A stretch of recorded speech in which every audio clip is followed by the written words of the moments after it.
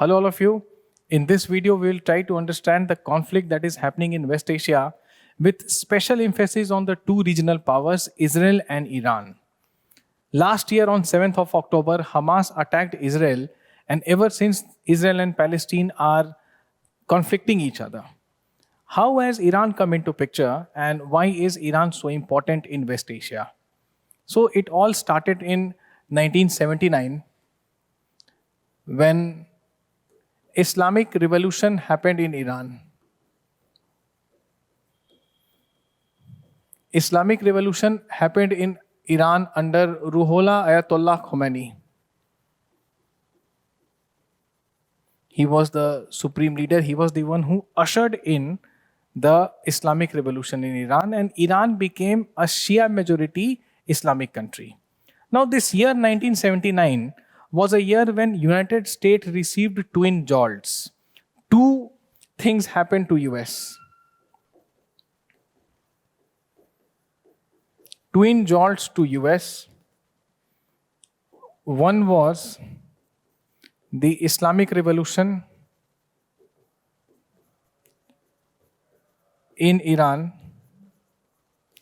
and the next thing was USSR invasion of Afghanistan.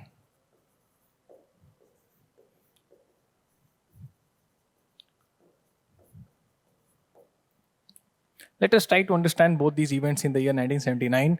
Before Ayatollah Ruhollah Khomeini came in Iran, Iran was ruled by the Shah. The Shah of Iran was pro-US. But overnight what happens, Ayatollah Khomeini comes and Iran, from being a pro-US country, turns anti-US. So one thing US has lost in Middle East is Iran. Same year, the monarchy ended in Afghanistan and Soviet Union came following what is called Brezhnev Doctrine. Now Brezhnev Doctrine, containment policy, Truman Doctrine, these are Cold War doctrines of the two superpowers, USA and USSR. Brezhnev Doctrine was named after President of USSR, Brezhnev, and what was that? That Soviet Union will proliferate socialism and communism in countries which do not have these ideologies. Now this was unsolicited. No one asked for it, but Soviet Union will give it to you if you do not have it. So under Brezhnev Doctrine, Central Asia was part of USSR. So all those 5 Central Asian countries which are north of Afghanistan, which share border with erstwhile USSR, it was easy for USSR to move in Afghanistan before Americans could move in. So what is America seeing? America is seeing that Iran is gone and Afghanistan is falling in the Soviet trap. America responds to it. America responds to it through Carter Doctrine.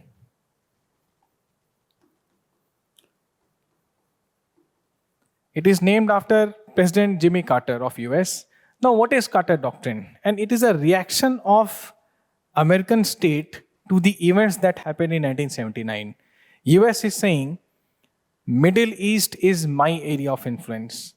Any external power that tries to assert itself in Middle East will be inviting trouble from USA. We will treat it as an act of war. So let Afghanistan go to the Soviets.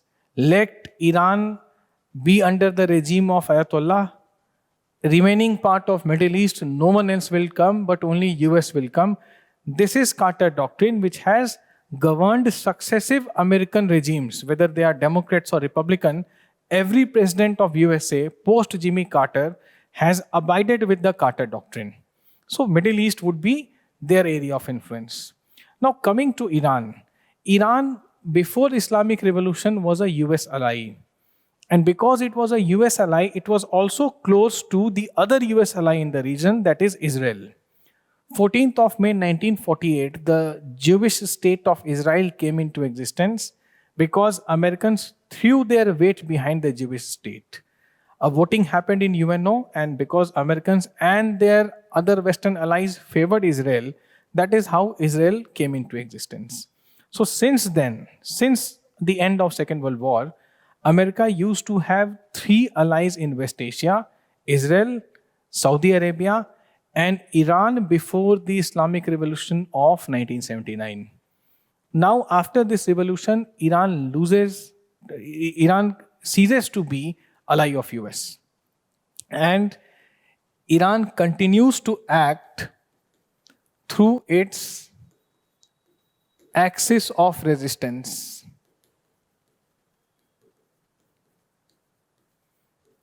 Now, this axis of resistance is actually a response given by Iran to President George Bush. He was American president. President George Bush used the term axis of evil.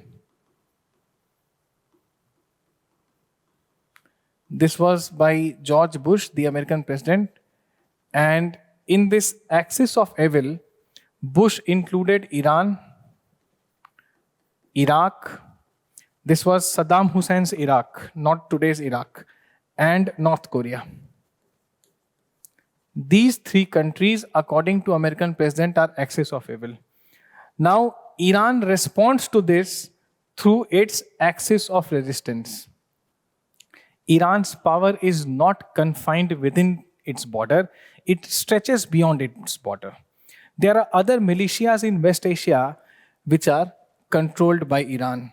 For example, Hamas. Second one is the Islamic Jihad. This is the name of an organization. Both of them are based in Palestine. Then there are Houthi rebels, which are based in Yemen. Then there is Hezbollah, which literally translates into Party of God, based in Lebanon. 4 components are there. Then there is Syrian armed forces.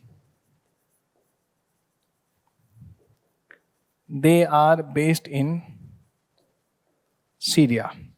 And there is one more addition, that is your Popular Mobilization Force, which is based in Iraq. So it is believed and well established it is that Iran acts through its proxies. Iran acts in West Asia through its proxies. These are the Iran's proxies in West Asia. As I said earlier, the power of Iran is not confined within Iran. It stretches well beyond its border. These 6 militias, the rebel groups, are to varying degree of extent financed, trained and helped by Iran. What is the purpose of Iran? The purpose is to check American footprints and to check Israel in this region. Details of these organizations we will see in the next video. Thanks.